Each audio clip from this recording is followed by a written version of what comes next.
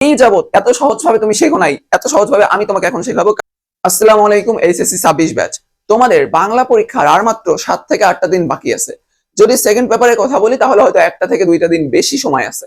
কিন্তু তোমার কি এখনো সমাজ টপিকটা ক্লিয়ার হয়েছে? এখনো যদি তোমার সমাজ টপিকটা ক্লিয়ার না হয়ে থাকে তাহলে তুমি আমাকে আগামী 2 মিনিট সময় দাও। আমার এই একটা সার্ভাইভ ক্লাসে তোমার সমাসে 3 থেকে 4টা মার্ক একদম সিকিউর হয়ে যাবে। তোমাকে প্রশ্নে যে 7টা বা 8টা সমাস দেওয়া থাকবে তার মধ্যে তোমাকে 5টা লিখতে হবে। তুমি ওই 7টা বা 8টার মধ্যে এই 3টা সমাস থেকে 3টা বা 4টা কোশ্চেন পেয়ে যাবা। চলো সেই 3টা সমাস তোমাকে দেখিয়ে দিই। এবং এই যাবত এত সহজভাবে তুমি শেখো নাই, এত সহজভাবে আমি তোমাকে এখন শেখাবো, কারণ ইজি এডুকেশন সবসময় সহজভাবে শেখায়। চলো দেখে আসি কোন 3টা সেই সমাস। প্রথমেই আসি দ্বন্দ্ব সমাস। দ্বন্দ্ব সমাস সবচেয়ে সহজ সমাসগুলোর মধ্যে একটা। এই দ্বন্দ্ব সমাসে পূর্বপদ এবং পরপদ দুই পদেরই প্রাধান্য থাকে এবং ব্যাস বাক্যের সময় ও এবং আর এই 3টা শব্দের একটা বসে। এখন আমি তোমাকে একটু উদাহরণ দিয়ে বুঝিয়ে দিই। আয় ব্যয়, আয়ও ব্যয়, দুইটাকে মাঝখানে ও দিলে ব্যাস বাক্য করা হয়ে যাচ্ছে। এখানে আয় ঠিক যতটা ইম্পর্টেন্ট, ব্যয়টাও ঠিক ততটা ইম্পর্টেন্ট। দুই পদেরই প্রাধান্য রয়েছে, মাঝখানে শুধু ও যোগ করলে হয়ে যাচ্ছে আয় ও ব্যয়। ঠিক তেমন ওহি নকুল, ওহি ও নকুল হয়ে গেল। এবার দেখো সে তুমি আমি 3টা পদ আছে। সে তুমি ও আমি, এই মাঝখানের কমাটার বদলে হবে ও, বাকি সব সেম। যদি এমন কোনো অপশন তোমার কাছে থাকে তাহলে তুমি সেখানে ও যোগ করে দিয়ে বা এবং বা আর যোগ করে দিয়ে যেটা দিয়ে মানায় তুমি এইটা দ্বন্দ্ব সমাস লিখে দিতে পারো। এইটা দিয়ে মাস্ট কোশ্চেন আসবে এবং তুমি 1 মার্ক সিকিউর করতে পারবা। এইবার আসি 2 নম্বরে নিত্য সমাস।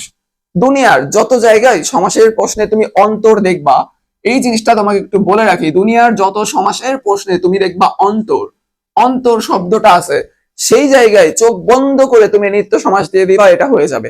আর এখান থেকে প্রশ্ন আসেই ভাইয়া, একটু বোর্ড কোশ্চেন দেখো তুমি। দেখো আমি ব্যাস বাক্য করার সময় শুধুমাত্র অন্য বসে, আগে অন্য বসে। কেন আগে বললাম? এই দেখো, লোকান্তর অন্য লোক, দেশান্তর অন্য দেশ, যুগান্তর অন্য যুগ। এই যে প্রথমে যে শব্দটা থাকে অর্থাৎ পূর্বপদ, এই পূর্বপদ প্রাধান্য পায় এবং এর আগে শুধুমাত্র অন্য বসে, আর কোনো ব্যাস বাক্য না। তুমি যত জায়গায় অন্তরে দেখবে, দেখো কালান্তর, দেশান্তর, যুগান্তর সব অন্তর, যত জায়গায় অন্তরে দেখবা সমাসের প্রশ্নে আসছে, চোখ বন্ধ করে নিত্য সমাস দিয়ে দিবা এবং এর আগে একটা অন্য যোগ করে দিলেই তোমার সমাসের ব্যাস বাক্য সহ সমাস এবং চিহ্নিতকরণ দুইটাই হয়ে গেল, তুমি ফুল মার্কস পাবা। এবার আসি তোমাকে দ্বিগু সমাস। দ্বিগু মানে একটা কথা মনে রাখবা ভাইয়া, দ্বিগু মানে সংখ্যা। সংখ্যা, সংখ্যা আমি বারবার করে বলতেছি, এইটা মনে রাখলে দ্বিগু সমাস তুমি পারবা। পারবা কেন পারবা? এই দেখো, দ্বিগু সমাস ত্রিপদী, 3 পদের সমাহার। এই সমাহারটা কোথা থেকে আসলো? এইটাই এর ব্যাস বাক্য। এবার সমাহার শেষে বসে, এইখানে অন্য আগে বসে আর এখানে সমাহার শেষে বসে। যেমন ত্রিপদী 3 পদের সমাহার, ত্রিভুজ 3 ভুজের সমাহার, পঞ্চনদ পঞ্চ নদের সমাহার। এই যে শেষে সমাহার এবং আগে সংখ্যা, ত্রিপদী 3, ত্রিভুজ 3, পঞ্চনদ 5, এই সংখ্যাগুলো থাকবে এবং শেষে সমাহার থাকবে। এইটা তুমি ধরে নাও এবং লিখে নাও, চোখ বন্ধ করে সেটাকে তুমি দ্বিগু সমাস দিয়ে দিবা, আর কিছু দেখা লাগবে না। এবার তোমার সাথে একটু প্রবলেম আমি শেয়ার করি, যেটা আমি সমাসের 2 নম্বর ট্রিক্স এর ক্লাসে আমি দেখাবো, যেটা তোমাকে 5 নম্বরে শেয়ার করে দেবে। এই দেখো, বহুব্রীহি সমাস, তে পায়া চৌচালা। এখন তুমি তে দেখে মানে ভাববা যে 3, আর চৌচালা দেখে ভাববা যে 4 চালা, তার মানে তো এখানে সংখ্যা আছে, তার মানে এখানে নিশ্চয়ই দ্বিগু সমাস হবে, কিন্তু হবে না, হবে সংখ্যাবাচক বহুব্রীহি। কেন সংখ্যাবাচক বহুব্রীহি হবে? কারণ এইটাতে ব্যাস বাক্য করলে, তে পায়াকে ব্যাস বাক্য করলে 3 পায়া যার, চৌচালাকে ব্যাস বাক্য করলে চৌ ব্র্যাকেটের 4 চাল যার, যার তার যিনি তিনি, এইগুলো যেই সমাসের ব্যাস বাক্যে করার পরে থাকবে দেখবা সেই সমাসটাই বহুব্রীহি সমাস।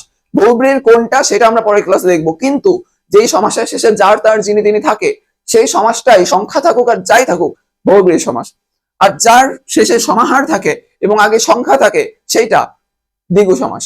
তার মানে এই যে দ্বন্দ্ব সমাস, নিত্য সমাস, দ্বিগু সমাস সবচেয়ে সহজ ভাবে এবং শর্টে তোমাকে আমি যে বুঝিয়ে দিলাম, এই ক্লাসটায় যেটুকু আমি বললাম জাস্ট এইটুকু তুমি যদি হালকা করে একটু নোট করে তোমার খাতায় পড়ো আর পরীক্ষার আগের দিন একটু দেখে যাও, এইখান থেকে হইতে পারে যে একটা সমাস দিল না, 2টা থেকে 3টা প্রশ্ন দিয়ে দিবে। দেখা গেল আর এইটা দিল না, এই 2টা থেকে 3টা প্রশ্ন দিয়ে দিল, বা 3টা থেকে মোট 4টা প্রশ্ন চলে আসলো, আসতেই পারে।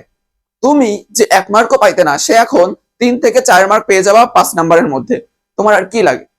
এইরকম শর্ট ট্রিক্স এবং সবচেয়ে কম্প্যাক্ট প্রিপারেশন নিতে গেলে আমাদের ইজি এডুকেশন প্ল্যাটফর্মটাকে ফলো করে রাখো, আর অবশ্যই কমেন্ট বক্সটা একটু চেক করে যাও। আসসালামু আলাইকুম।